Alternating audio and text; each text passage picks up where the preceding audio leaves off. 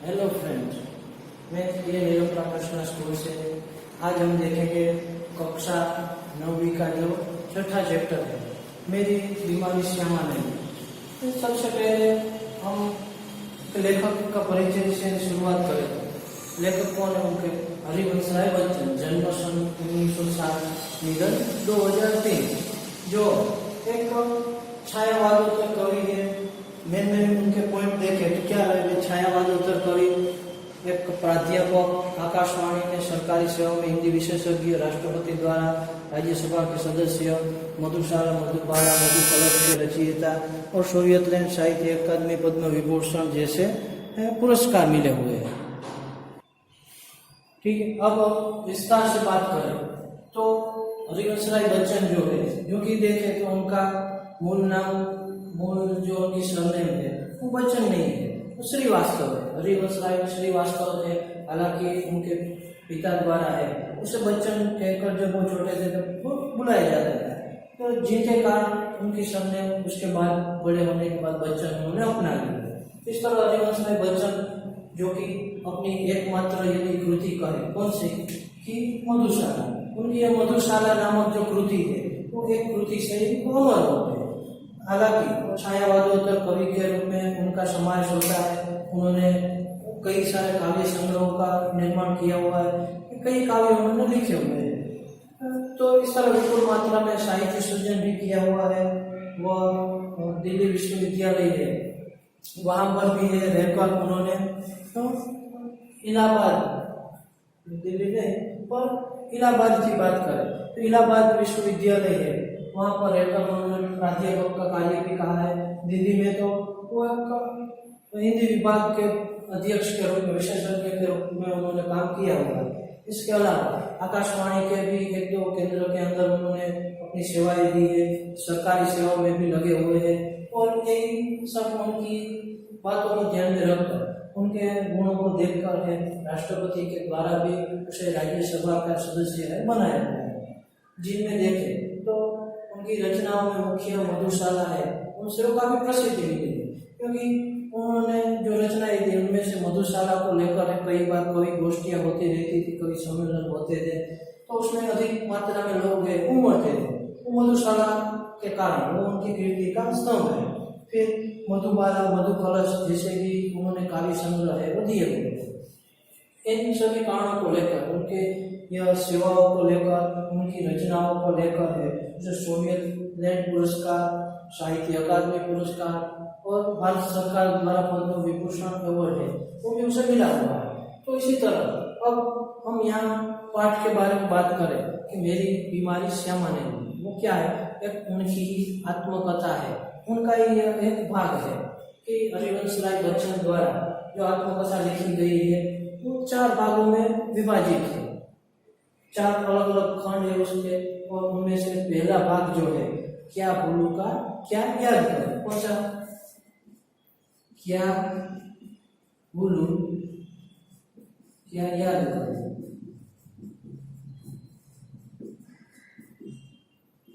यह उनकी आत्मकथा का पहला भाग है, उसी में से यह भाग लिया गया, जिनमें क्या दिखाना चाहे कि हरिवंश राय बच्चन की जो आर्थिक स्थिति थी और उसे लेकर उनकी जो बीमारी थी, उसमें वो किस प्रकार एक करुणता से है, एक दुख भरा अपना जीवन है बिताते हैं।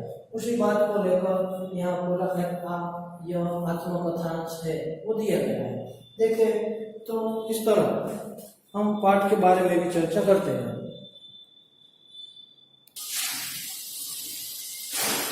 तो इस तरह हम पाठ के परिचय से देखें तो जैसे कि देखा आपने कि हरिवंश राय बच्चन के कारुण्य सबर जीवन के बारे में, दर्द भरा जो जीवन रहा, खासतौर पर ये उनकी बीमारी और आर्थिक संकट के कारण, तो उसी बात को यहाँ पर है उन्होंने अपनी आत्मकथा में वर्णन किया गया है।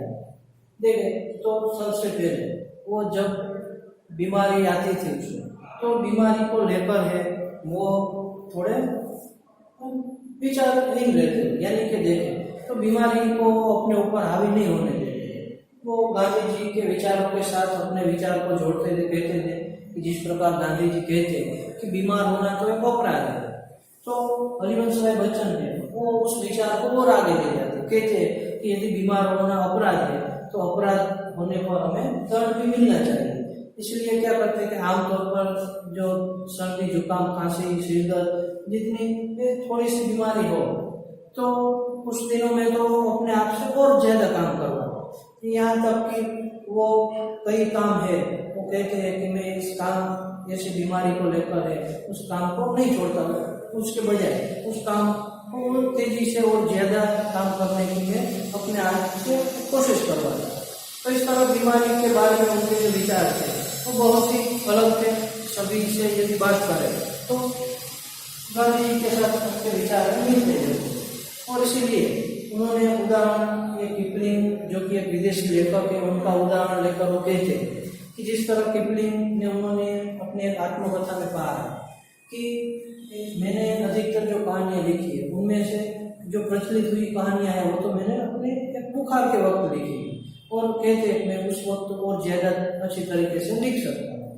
तो उसी बात को लेकर है वो लेखक भी प्रसंगवश याद आ जाता है। वो भी कहते हैं कि हाँ मेरे साथ भी ऐसा हुआ है कि जब मैं दो चट्टानें सिसिफस बरक्स हनुमान नामक उनकी जो रचनाएं है वो जब उन्होंने लिखी हुई तब भी यह लेखक है प्लूरिसी नामक जो बीमारी है उससे वो जुड़े हुए थे पर फिर भी उन्होंने यह रचनाएं लिखी और रचनाओं के लिए उसे पुरस्कार भी मिले हुए थे। तो इस तरह कहते हैं कि बीमारी है वो तो एक अमीरों के लिए जो कि अमीर बीमार होने के कारण पड़े रहते हैं और कुछ खाना पीना वहीं पर ही खाते हैं, कहीं काम बंद कर देते हैं, जाना नहीं होता है तो इसलिए उनके लिए तो ये अच्छा है पर गरीबों के लिए बीमारी है वो अच्छी नहीं है। तो ऐसे बीमारी को विचार रखते हुए अलग अलग उदाहरण देते और एक अंत में विश्राम तिवारी नामक जो व्यक्ति है उनका उदाहरण लेकर कहते हैं कि विश्राम तिवारी जी वो कहा करते थे मार्ग के पीछे भूत था। तो उसमें हरिवंश राय बच्चन ने अपना वाक्य जोड़कर है वो बनाया हुआ है। क्या उन्होंने बताया कि काम के पीछे बुखार था, यदि बुखार आए काम किया जाए तो बुखार है वो अपने आप चला जाए। तो इस तरह वो बीमारी को है वो कुछ महीने न रखते थे, अपना जो रोज बरोज का काम होता है वो किया करते थे। और अब ये थोड़ा अलग कारण था। अब की बार हुआ क्या कि ऐसा बुखार आया, ऐसा तेज बुखार आया कि जिसे जाने की बहुत कोशिश की दूर करने की पर वो बुखार है दूर न हुआ। 10 दिन चला, 15 दिन चला, 1 महीना चला, जुलाई आ गया और उनका काम क्या था कि वो ट्यूशन कराते थे, पुस्तक बेचकर अपना घर चलाते। तो यह दिनों में यह भी कम होता था, न छुट्टी थी जिनके कारण है ये बीमारी उसे और घेर लेती है। और अब तो उसे भी लगा कि मैं भी अपनी बीमारी का कहाँ कहीं पर इलाज करूँ। पहले तो उनकी पत्नी द्वारा भी, पत्नी यानी कि श्यामा उनका नाम था, तो श्यामा द्वारा भी उसे कई बार कहती रहती थी कि तुम कहीं पर जाओ इलाज कराओ और वो बात बात पर उसे टाल दिया करती थी। तो इस बार भी उन्होंने यही कुछ सोचा था। इस तरह श्यामा है वो उनकी बीमारी को लेकर चिंतित थी और हरिवंश राय बच्चन ने उनकी बात को टालते हुए है वो निकाल देते थे। पर इस बार तो हुआ यह कि बीमारी भी लंबी चली और हरिवंश राय बच्चन को भी लगा कि अब मुझे कुछ इलाज करवाना चाहिए। और उसी वक्त एक दिन श्यामा ने है वो ब्रह्मास्त्र छोड़ दी, यानी कि कह दिया कि यदि तुम बीके मुखर्जी जो कि डॉक्टर है उनका नाम दिया, बीके मुखर्जी के पास आप जाओगे नहीं और इलाज नहीं करवाओगे तब तक मैं खाना नहीं खाऊंगा। वो ब्रह्मास्त्र को मानना था और इनके कारण वो गए और अपनी बीमारी की उन्होंने जांच करवाई। तो डॉक्टर मुखर्जी को लगा कि शायद आपको तपेदिक हो गया है। तपेदिक यानी क्या होगा,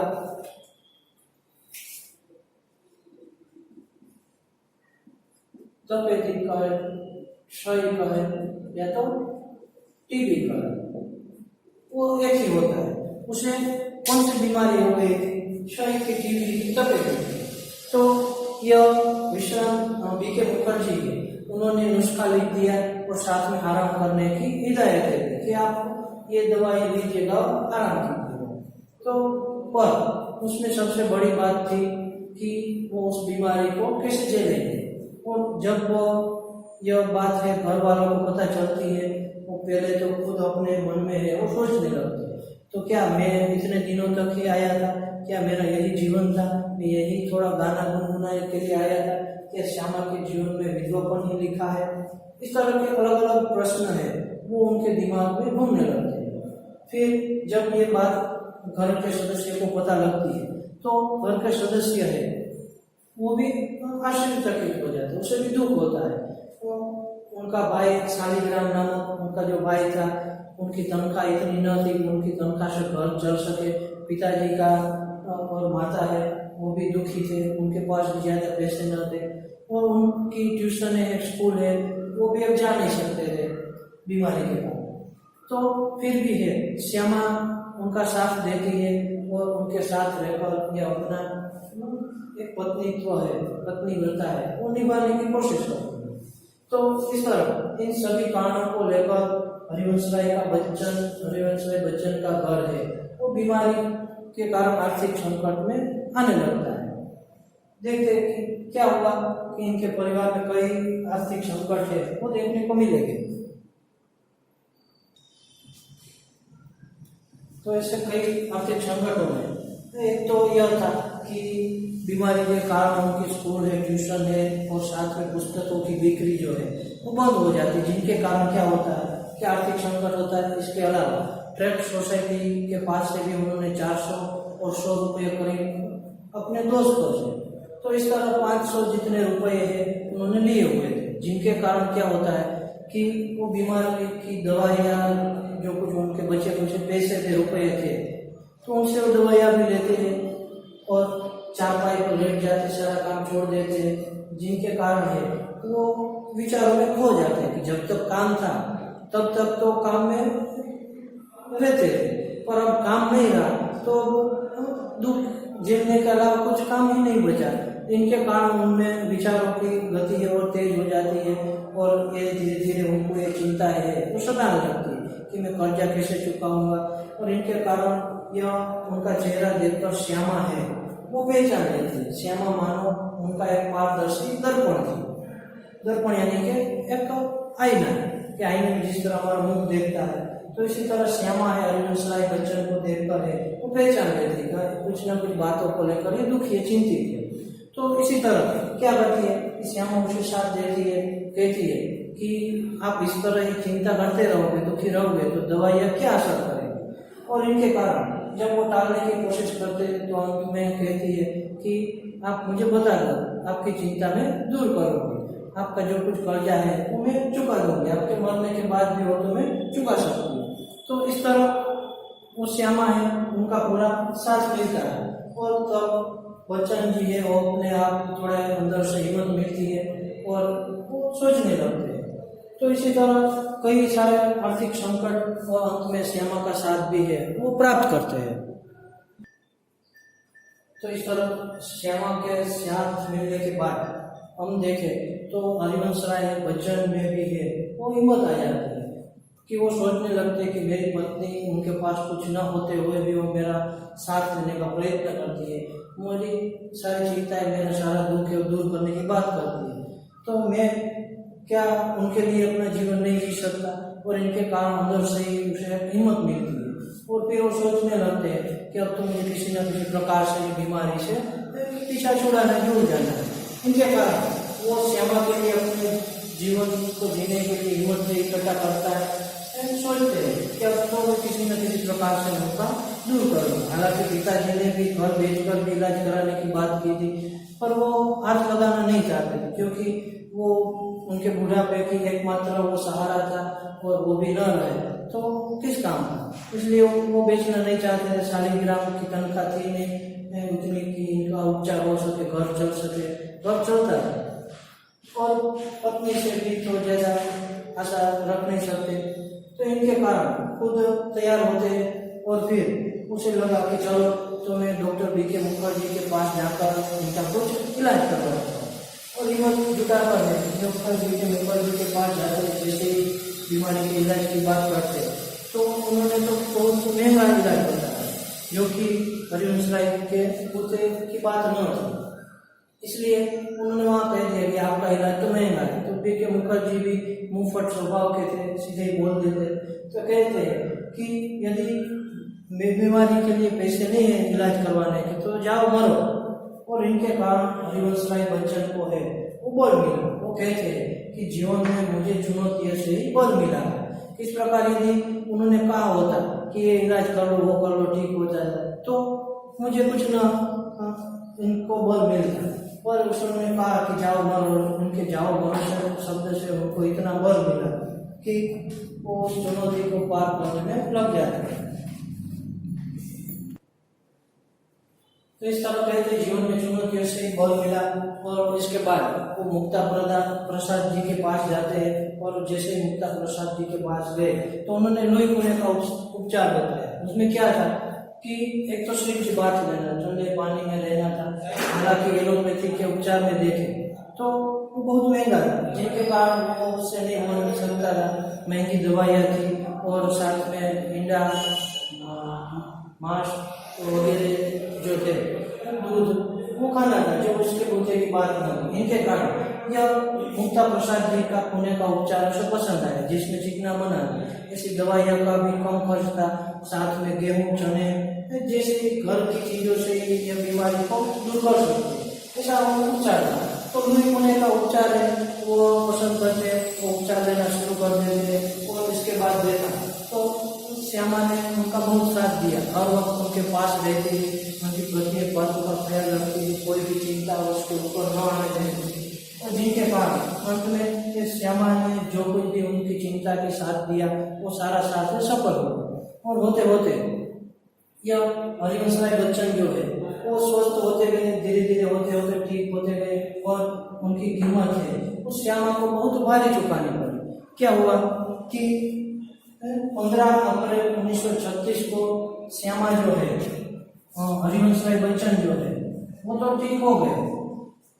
अब 15 अप्रैल 1936 को जब वो ठीक हुए, ठीक उसके 216 दिन बाद, क्योंकि उसके बाद ही सीधी श्यामा जो है वो बीमार पड़ती है, बुखार होता है और वो अपने बीमारीग्रस्त अवस्था में 216 दिन तक रहती है। और अंत में 17 नवंबर 1936 के दिन है उनकी मृत्यु।